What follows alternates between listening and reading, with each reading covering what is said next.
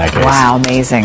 A developing story out of Libya this morning. Despite earlier claims that Muammar Gaddafi's son, Saif al-Sayyam, was in the custody of rebel forces, he was spotted at a hotel in Tripoli. Now, it's not clear if he escaped or was never captured in the first place. U.S. intelligence officials say they believe that Gaddafi is still in Libya, and they say rebels control as much as 95% of the capital of Tripoli. There remains a degree of uncertainty, and there are still regime elements who pose a threat. But this much is clear. The Gaddafi regime is coming to an end.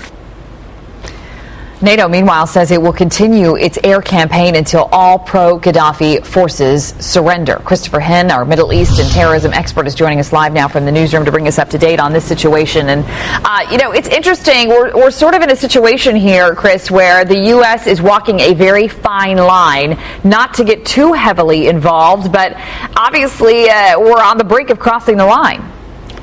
Well, let me just start by saying, Ronald Reagan in the 80s referred to Gaddafi as the madman of the Middle East. I'm going to change that to the mad family of the Middle East. And this family has really taken us by surprise of what they've done. I think we need to be careful how, if we cross the line, we need to go in full support.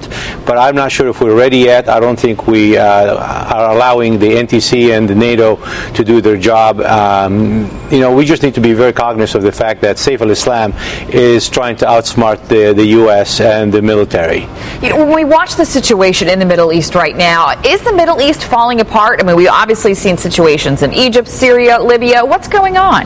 Well, I'm not sure if it's falling apart. I think they are recognizing that they need to have democracy, and they need to move forward from dictatorship and the mad mentality of barbarism, or from individuals who have caused many lives to, in poverty.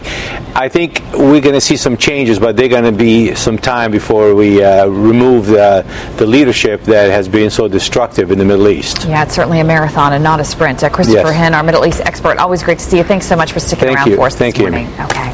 All right.